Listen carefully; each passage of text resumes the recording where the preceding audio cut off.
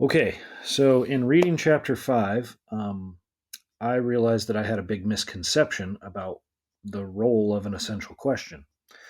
I thought an essential question was a way to state the goal knowledge that was either basic or necessary. And that's not true, apparently. Apparently, an essential question is can be broken down into four different types. Um, the first would be important and recurring. So things that step outside of just our topics and just our disciplines and just our units that then add comment and background to everyday life, such as an example essential question was what is the responsibility of citizens when the government's bad, when they're not acting in the will of the people?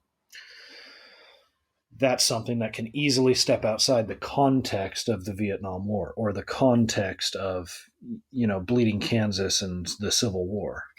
It it's something that you could ask all the way back to the early kings of Uruk, all the way up to the current day now, in almost every society. So that would be an essential question that could then be tied into a unit. The second, so the first was important and recurring. Um, the second is core inquiries in a discipline. So being disciplinary specific, obviously there's going to be questions about that, and you should ask those questions, but that one's a little bit more limited. The third type would be necessary for learning, essential questions that are necessary for learning. So I see this as more of your skills based questions, um, things like, how do you structure arguments properly and stuff like that. Um, how do you analyze primary and secondary sources? How do you uh, search for authorship bias? How do you break down symbolism? What is and what isn't symbolism?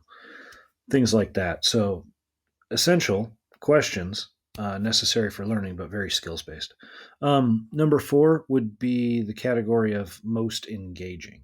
So, these are the questions you should ask that um, cause the majority of your audience to participate, to care.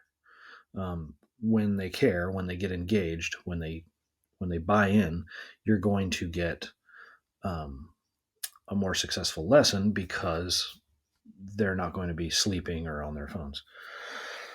Um, there's a quote in the book early on. It says right after all of this, it says to call a question essential is ambiguous, and I kind of agree. I don't like the word essential because it reminds me too much of like the word essential gets misused a lot in like essential oils. Like, are you boiling it down to just its essence, and what is that? It it sounds to me like when you're asking essential questions, maybe we should replace the word essential with one of the other four subcategories that they're talking about to avoid any ambiguity, because that I think is a flaw in using that word in this context. So, is the question talking about a topic that is important and recurring? Is it a core inquiry that is disciplinary specific? Is it necessary for learning skills? Or is it a very engaging question that's on topic? I like that better than just essential questions. So, I don't know. Um, Essential questions are more than format, which was interesting to me because I tied this into a previous experience I had where a teacher used to write on the board something to the effect of a string of letters that was not a word. And it would be something like ATEOTYWBAT. And the students are looking at this like, what is that? That is hieroglyphs. And what it was is it's a big acronym, and I'm sure you guys have seen something like it. And what it stands for is at the end of this uh, lesson or at the end of this unit or something, you will be able to. And it's something like that. And I don't remember exactly what it was, but that was the goal for the day or the goal for the assignment.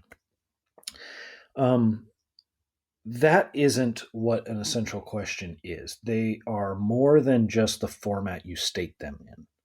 It's the intent, and it's the intent of the question writer that is important. That's what matters. So, what are the key things for essential questions to be? Well, they should be open ended. They should not be just answer with a fill in the blank answer. It should not be a one word answer. It should not be a one sentence answer. It should be a complex thought. Um, it should be speculative. So there could be multiple answers, or there could be, maybe even an infinite number of answers. But most importantly, it must provide opportunities for support, for like supported argumentation.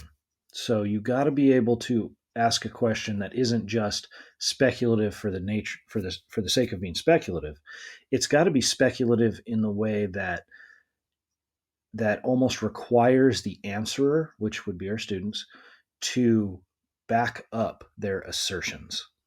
If you just ask questions that um, that don't offer a chance to prove anything, then you're not asking the right ones. You need to ask questions that are specific to one of the four categories that we had just talked about. And then also, the kids have to be able to show you what they know by answering it. If they can't, then it's a garbage question. Um, there was a passage in there that I did want to mention as well that was saying that essential questions are not applicable to skills based disciplines or skills based lessons. Um, and they talk about the life skills teacher and they kind of make fun of her a little bit, saying that her class is not a list of tasks but self sufficiency. I found this very, very interesting because not just my students, but myself as well, forget things. We forget almost everything that we learn. We forget the facts, we forget the dates, the names, the authors. But what we don't forget, or at least what we tend to not forget, are the really big ideas and certain skills like writing skills. For instance, I might forget the specific year of an event, but I understand where it fits in the overall theme of history, and I could probably place it within a decade or two. Um, or I could tell you what happens before what, maybe not the month, but I could tell you in order, roughly, the way things go. And I think that that's what this teacher is missing is that it's, life skills class is not a list of recipes or whatever. It's it's more than that. It's informing your outlook. It's informing, I guess, your like gut instinct. If your gut instinct could learn, that's what the essential question should be speaking to. They shouldn't be speaking to specifics. They should be speaking towards, I guess, answering what should we all know in 5 years after we've left these classes? What do we want our students to know in 5 years' time when they've forgotten all the information on the test and they can't tell you the name of the czar in the revolution? What do we want them to get out of the Russian Revolution 10 years from now?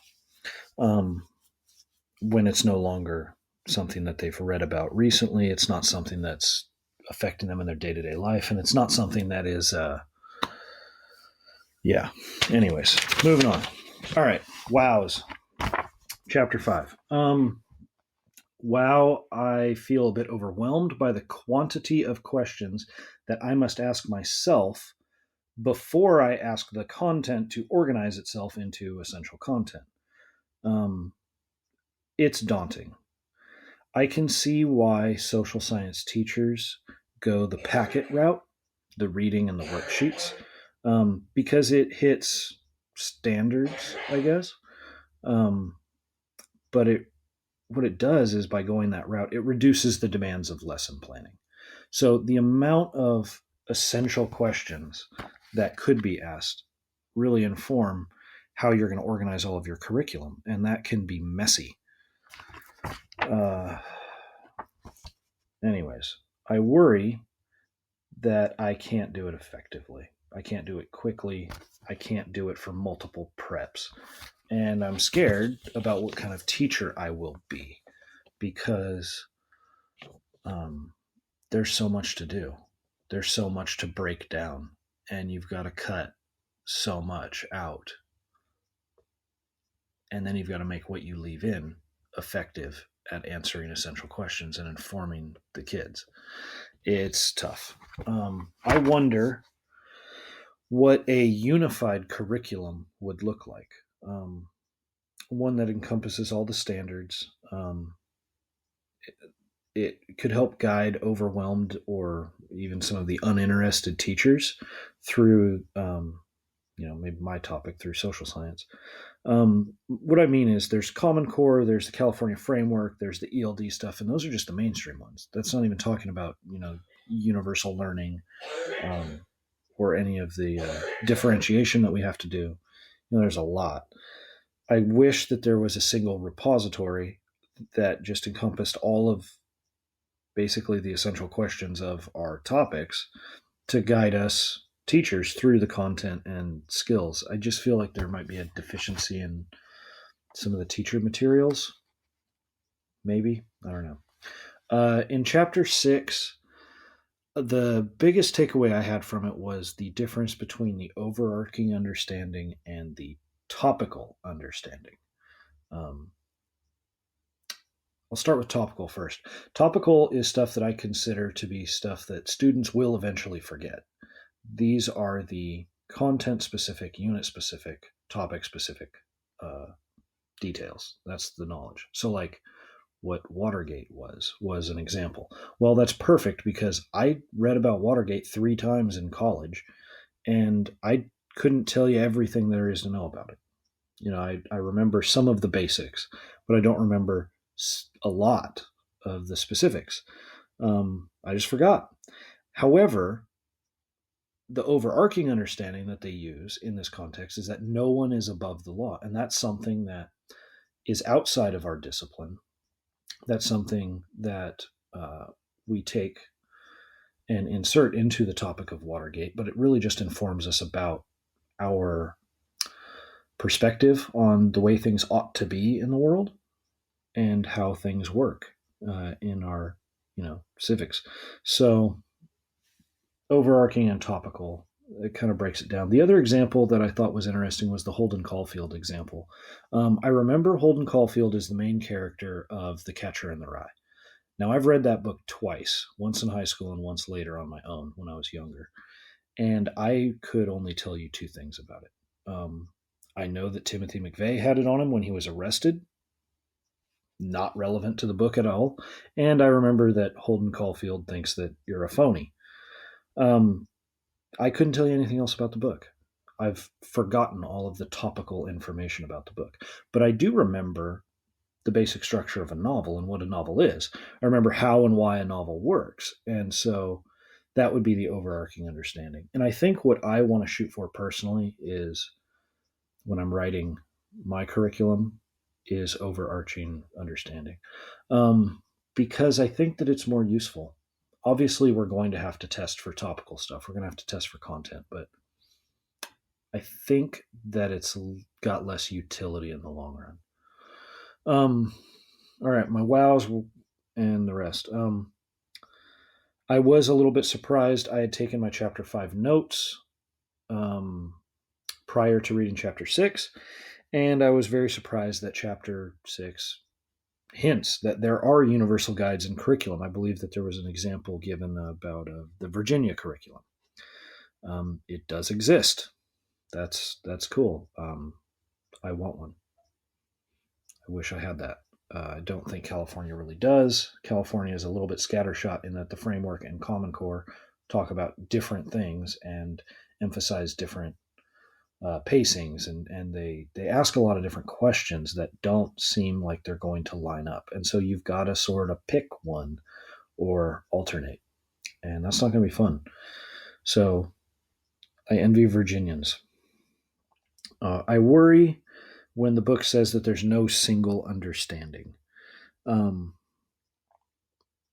If you leave out key facts in social science, it will change your understanding.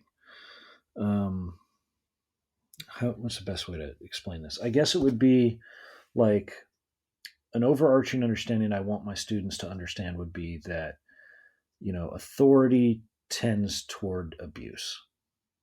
It just does that. It does that in all forms of government. It does that in all forms of social systems. Authority tends to abuse. Not always, but likely. So if you get the facts wrong, like you don't understand what really were contributing components to the Irish famine or to like Stalin's famines, these were authority based decisions that intensified already bad situations and killed millions of people. If you don't understand those things, those little topical facts, and you get those wrong, then you won't reach the understanding that authority tends toward abuse. And so when the book says that there's no single understanding, I kind of disagree with it, because I think that once all the facts and topical stuff is understood, you can reach conclusions that are fairly concrete. So I don't know. I'm going to have to reread that because it had me scratching my head a bit. It did say something that there's no such thing as a search for final facts. There's no authority on facts. And I do agree, and I do concede that point, that there shouldn't be, and this comes right after I said I want a universal curriculum, there shouldn't be one authority on what's true. That's dangerous because, again, authority tends toward abuse. So I don't know. The no single understanding thing bothered me. All right. Wonder. I guess I skipped that one. Wonder. I wonder, how am I supposed to be balancing the assessments that I need to be writing for like topical content and topical understanding, and then overarching. They're different. They can't be tested in the same way. I don't see how they could be tested in the same way. I see the topical stuff as being more of the traditional format that we all know and hate. And the overarching stuff I see as being like long form, because it requires space, it requires detail, and it requires length. So that would be like papers and debates and things like that. I would like to see specifics and examples on how to measure for whether or not students are hitting the understanding that we're aiming at with our essential questions. And I think I have a decent idea how to accomplish it, but I think that there's a lot more to it than I realize. So, all right, that's my 5 and 6. And oh my God, it's 18 minutes.